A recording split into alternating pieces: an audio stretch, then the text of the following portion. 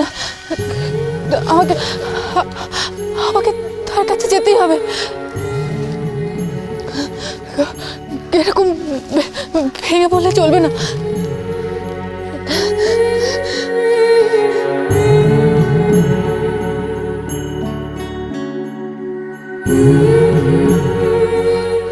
এভাবে শালা কি, তুমি আমাকে শক্তি দাও মা, শক্তি দাও।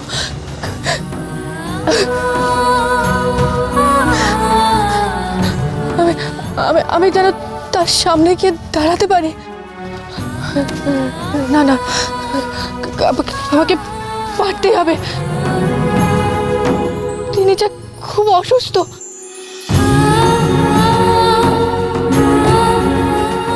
তার কষ্টের কাছে আমার যন্ত্রণা কিছুই না।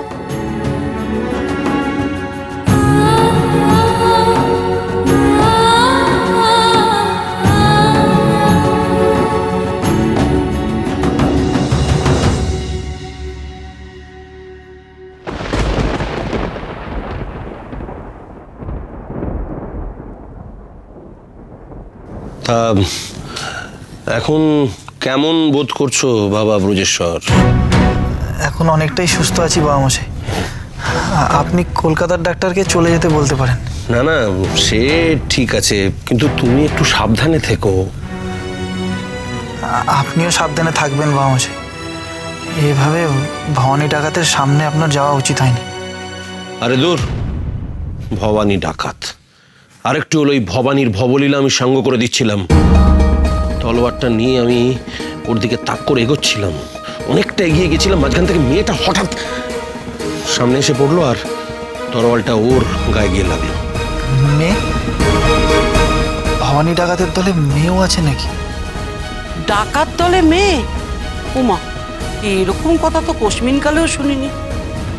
আর একজন মেয়ে নিজে আঘাত নিল ভবানী ডাকাতকে বাঁচানোর জন্য।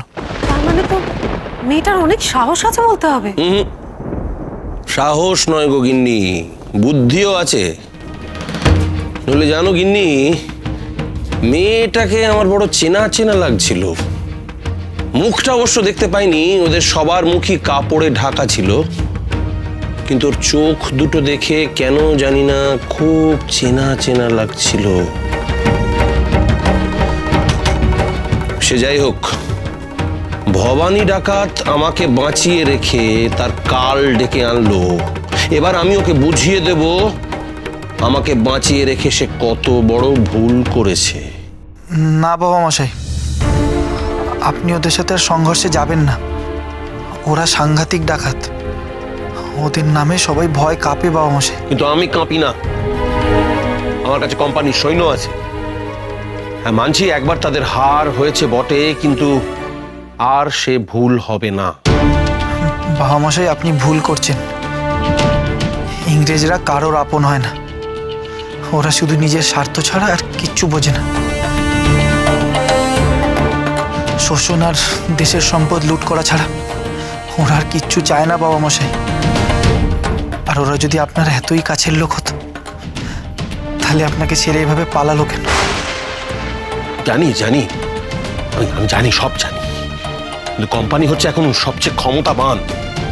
দেশের রাজা, নবাব, বাদশাহ সবাই ওদের কথায় ওঠে আর বসে। আমরা তো কোন ছাড়। শোনো বাবা, তোমাকে জমিদারি চালানোর কয়েকটা কৌশল বলে রাখি। দেশের রাজার সঙ্গে বন্ধুত্ব রাখতে না পারলে জমিদারি চালানো যায় না। এই যে আমার এত রমরমা, সে তো ওদের মন জুগিয়ে চলেছি বলেই। কিন্তু ওদের সাথে বন্ধুত্ব রাখতে আপনি প্রজাদের চক্ষুশূল হয়ে উঠছেন বাবা মশাই। প্রজারা আপনাকে অত্যাচারী জমিদার বলে।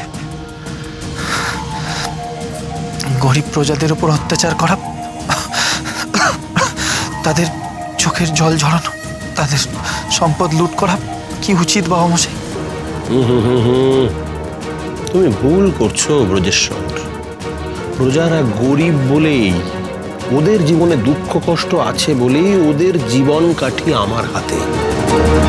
প্রজারা যত গরিব হয়, যত দুর্বল হয়, জমিদারের প্রভাব প্রতিপত্তি তত বাড়ে।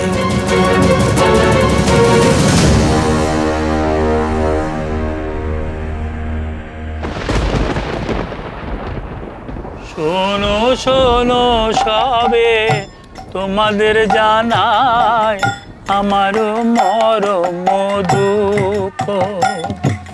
শোনো শোনো সবে তোমাদের জানাই আমার মরম দুঃখ। কথা কারে না কহবি গোপনে রাখবি, কারে না কহবি গোপনে রাখবি, দেখাবো সে চাঁদ মুখ। চাঁদ মুখের লাগি সব হারায়। আর আর পারছি না, আর চলছে না, থামলেও হবে না, আমাকে যেতেই হবে, যে করে হোক ওই বাড়িতে পৌঁছতেই হবে। লাগি সব হারায়েছি চাঁদ মুখ। গেল গেল, পড়ে পড়ে, ধরো ধরো ধরো চিংড়ি। এই যাও যাও যাও, জল নিয়ে এসো, জল নিয়ে এসো। আহা আহা, কাদের বাঁচা গো, এমন কষ্ট করে কোথায় যাচ্ছে? এই জল জল, একটু জল আনো। জল কোথায় গেল? জল আনতে গেছে? তাড়াতাড়ি তাড়াতাড়ি তাড়াতাড়ি দাও তো জলটা দাও। দেখো মেয়েটা নিশ্চয়ই ওই কাটা ঝোপের পথ দিয়ে আসছিল, তাই এমন দশা হয়েছে। আহা, রাধা গোবিন্দ, রাধা গোবিন্দ, এত কিসের তাড়া এ মেয়ের?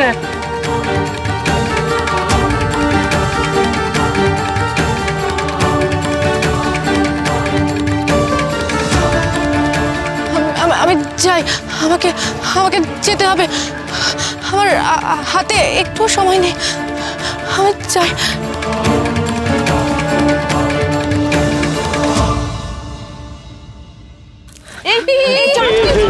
ওকে নিয়ে চলো, ওখানে নিয়ে চলো, ওখানে নিয়ে চলো।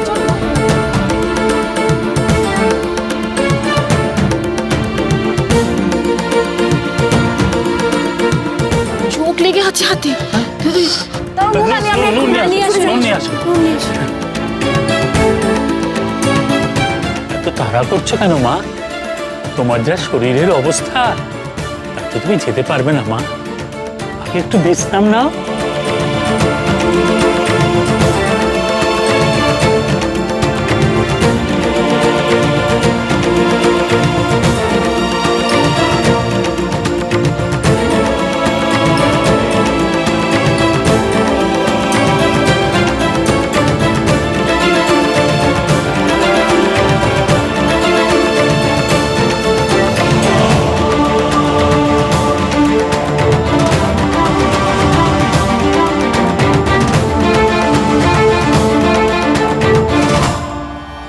অনেক বেলা হয়ে গেল, একটু খেয়ে নিন।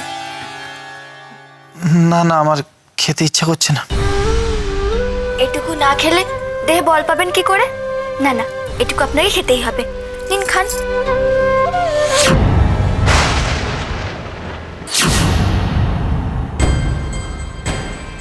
তোর সাহস তো কম নয় রে সাগর। আমি ওনার ঘরণী গৃহিণী, তুই ওনার জন্য খাবার নিয়ে এসছিস, সেই অবধি মেনে নিলাম, কিন্তু ওনার মুখে খাবার তুলে দিচ্ছিস কোন সাহসে? হ্যাঁ, তুমি বোধহয় ভুলে যাচ্ছ যে যখন উনি অসুস্থ ছিলেন তখন স্বামী সেবাটা আমিই করেছি। কিন্তু এখন তো উনি আর অসুস্থ নন, তাই আমি ওনাকে খাও। কি হচ্ছে নয়নবু? সামান্য খাওয়ানো নিয়ে এরকম কোদল করছো কেন তুমি? তুমি তো ব্রজর খাবারটা আনোনি, আর তো ভুলেই গিয়েছিলে যে আমার ব্রজকে খেতে দিতে হবে, নাকি খাটুনির ভয়ে চুপ করেছিলে? সত্যি নয়নবু, তুমি মানুষ বটে। সাগর বউ এত কষ্ট করে দিবারাত্র খেটে স্বামীকে সুস্থ করে তুললো, আর তুমি এখন এলে অধিকার ফলাতে। পারো। আমি কোনো কথা শুনতে চাই না, আমি আমার অধিকার ছাড়বো না। বেশ, ঠিক আছে, কেউ একজন খাওয়ালেই হলো। না, তুমিই খাও।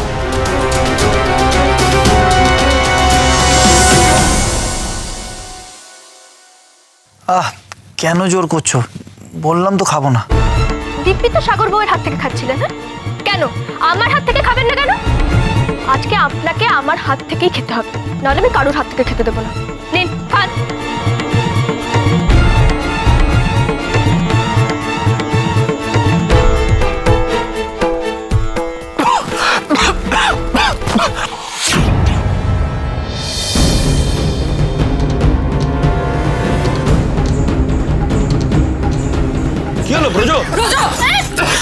কষ্ট হচ্ছে, আরে একটু জল জল দাও ব্রজ।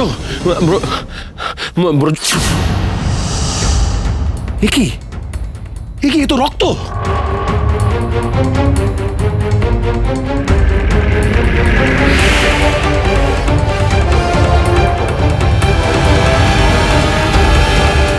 দাঁড়াও, আমি এক্ষুনি সাহেব ডাক্তারকে খবর দিচ্ছি, এক্ষুনি দিচ্ছি।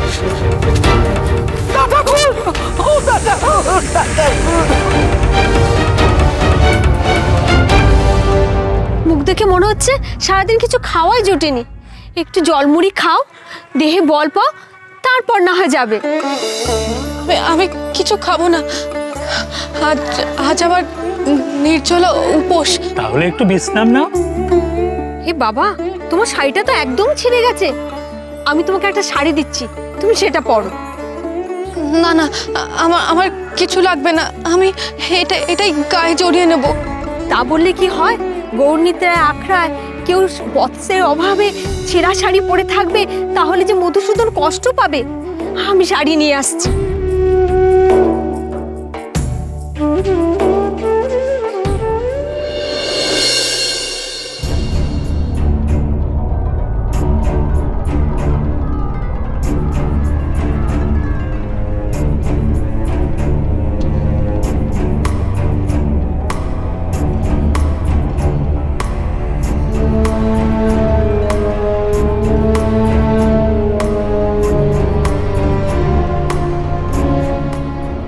What is this? What have you done? Pulse is getting very low. Brajeshwar বাবুর নাড়ি স্পন্দন ক্রমশ কমে আসছে। ওনার অবস্থা একদমই আর ভালো নয়।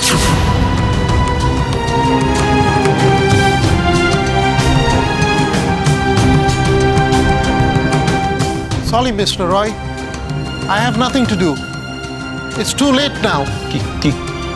কি বলতে চাইছেন আপনি? কিসের লেট? ডাক্তারবাবু বলতে চাইছেন অনেক দেরি হয়ে গেছে, এখন আর কিছু করা সম্ভব নয়। এবার শুধু সময়ের অপেক্ষা।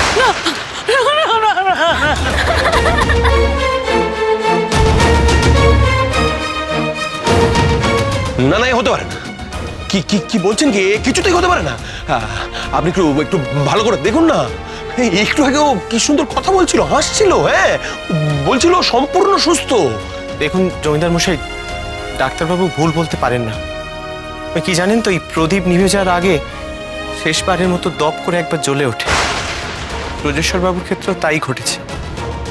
আপনাকে দেখে আনন্দে হয়তো সাময়িকভাবে ওনার শারীরিক অবস্থার উন্নতি হয়েছিল, কিন্তু তার মানে এই নয় যে ওনার রোগ সম্পূর্ণরূপে বিলুপ্ত হয়ে গেছে। তাছাড়া ওনার শরীরের যা কন্ডিশন, তাতে আর কোনো ওষুধই কাজ করবে না। আমরা অত্যন্ত দুঃখিত রায়মশাই, আমাদের আর কিছু করার নেই। Sir please come sir.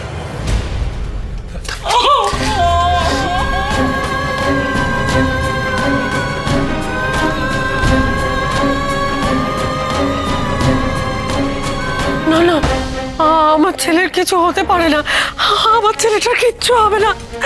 ঠাকুর ঠাকুর, আমি এই বাড়িতে বড় করে পূজা আর্চার আয়োজন করব। আমি 3 দিন উপবাস করে, নির্জলা উপবাস করে আমি মা ষষ্ঠীর ব্রত করব। আমার ছেলেটাকে ভালো হতেই হবে। আমার যে নারী ছাড়া একমাত্র ধন, আমার মুখের আজও, আমি ওকে কিছুতেই হারাতে পারবো না। ব্রজ ব্রজ ব্রজ, তুই ভালো হয়ে যাবি বাবা। হে রাধা মাধব, হে রাধা মাধব, এ কি অনর্থ ঘটালে ঠাকুর, এ কি অনর্থ ঘটালে। সারা জীবন তোমার চরণ সেবা না করে আমি জনস্পর্শ করিনি, আর শেষে কি নাই ঠাকুর। নিয়ে নাও ঠাকুর, ঠাকুর আমাকে নিয়ে নাও, এই ঠাকুর আমায় নিয়ে নাও, ঠাকুর আমায় নিয়ে নাও। আমার বড় ভাইটুকু দাও আমার ঠাকুরকে, ঠাকুর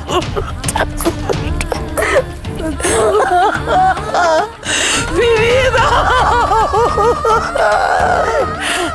কি আশ্চর্য, তোমরা বুঝতে পারছো না কেন? ব্রজ আমার শিবরাত্রির সলতে। হ্যাঁ, আমি বেঁচে থাকতে ওর কোনো ক্ষতি আমি হতে দেব না। দরকার হলে আমি আরো আরো বড় ডাক্তার আনবো। হে ঠাকুর, হে ঠাকুর, আমি আমি অষ্টপ্রহর নাম গান করাবো ঠাকুর। আমি অষ্টপ্রহর নাম গান করাবো ঠাকুর, অষ্টপ্রহর নাম গান করাবো। আমার দা ঠাকুরকে সুস্থ করে তোলো ঠাকুর, আমার দা ঠাকুরকে সুস্থ করে তোলো।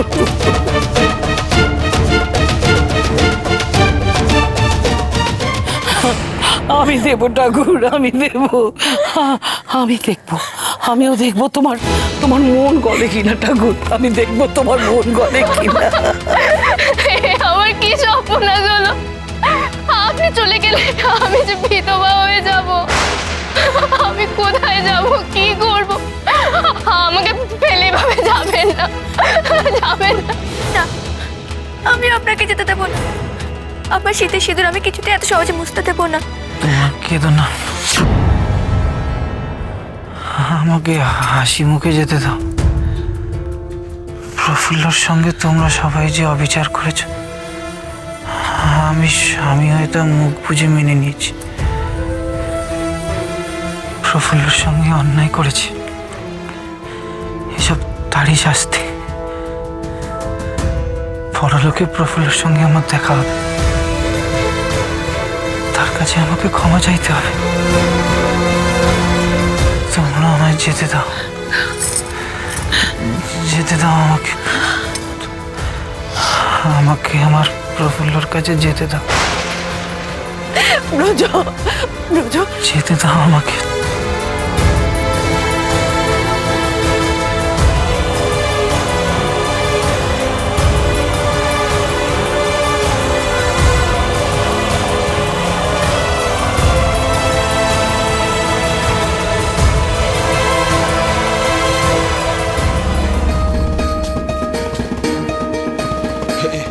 এ কি ন্যায়রত্ন মশাই কই? তিনি আসেননি? আগে না, তিনি তীর্থে গেছেন। শুনলাম আপনার ছেলের নাকি ভারী অসুখ, তাই খোঁজ খবর নিতে এলাম। হ্যাঁ, আমার ছেলে একদম ভালো নেই, ডাক্তার জবাব দিয়ে দিয়েছে। আর এই সময় ন্যায়রত্ন মশাই নেই, কার সঙ্গে যে আমি পরামর্শ করি। এ তো সত্যি দুঃসংবাদ বিদ্যাধর। হবে না, এসবই হচ্ছে প্রফুল্লর অতৃপ্ত আত্মার জন্য। সে কি, এ তো ঘোর অমঙ্গল। না, এ বাড়িতে পা দিয়েই আমার কেমন যেন একটা অন্যরকম মনে হচ্ছিল। কি ঘোষাল, তোমার কিছু মনে হয়নি? মনে হয়েছে তো, গাটা কেমন ভারী ভারী লাগছিল। আসলে মরণাপন্ন রোগীর আশেপাশে তো কত রকম হাওয়া বাতাস ঘুরে বেড়ায়, সবাই তাকে কাছে টানতে চায়, এই আর কি। না না না, কোনো হাওয়া বাতাস পারবে না আমার ছেলেকে টেনে নিতে। তার জন্য যা যা করতে হয় আপনারা দয়া করে সেগুলো করুন। আর এই সময় ন্যায়রত্ন মশাই নেই, সবই আমাদের কপাল। না না, সেসব নিয়ে আপনি একদম বিচলিত হবেন না। মানে এ বাড়ির মঙ্গলাচরণ, শান্তি সস্তায়ন, এই ব্যবস্থা আমরাই করে দেবো। হ্যাঁ, ন্যায়রত্ন ঠাকুর থাকলে ভালো হতো, কিন্তু তিনি যে কবে আসবেন তা আমরা কেউই কিচ্ছু জানি না। আর এই মতো অবস্থায় এ কাজ ফেলে রাখা কি ঠিক? না না না না না না, আপনি যা করার হয় তাই করুন। আচ্ছা আচ্ছা, দেখুন ভালো করে, মানে যাগযজ্ঞ করে করতে হলে একটু খরচ খরচা। না না, আপনি খরচা নিয়ে ভাববেন না, যা খরচা করার আমি করবো। আচ্ছা, আপনারা দাঁড়ান, আমি এক্ষুনি টাকা নিয়ে আসছি। দাঁড়ান, আমি। দিদি, তুমি প্রজোর কাছে যাও, আমি যাই অষ্টপ্রহর গানের দলকে বায়না করে আসি। হ্যাঁ তাই যাও। হ্যাঁ।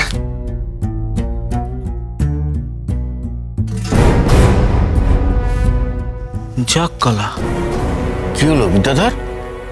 আরে ন্যায়রত্ন ঠাকুরের অনেক দিনের স্বাদ ছিল ব্রজেশ্বরের আর একটা বিয়ে দিয়ে বাকি জীবনের জন্য সবকিছু গুছিয়ে নেবে। সে গুড়ে বালি, এখন ব্রজেশ্বরের বিয়ের বদলে তার ছাদ্যের আয়োজন করতে হবে।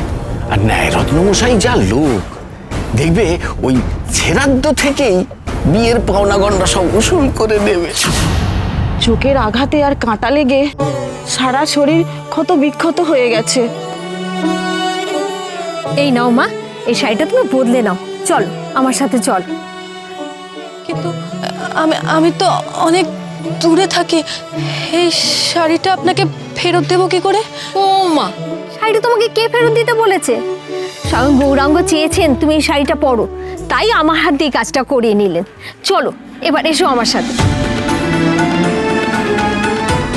বড় দেরি হয়ে গেল, আমাকে তাড়াতাড়ি ওই বাড়ি পৌঁছতে হবে। মানুষটার অসুখ সম্পর্কে কিছু না জানা পর্যন্ত আমার শান্তি হচ্ছে না। এই যে বসলেন ঠাকুর, তোমাকে তোমার কীর্তনের দলবল নিয়ে এক্ষুনি জমিদার বাড়িতে যেতে হবে।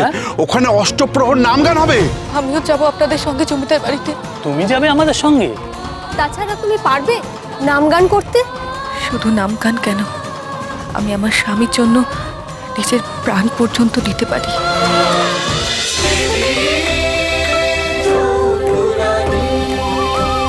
চলো চলো চলো চলো চলো পাল্টাই।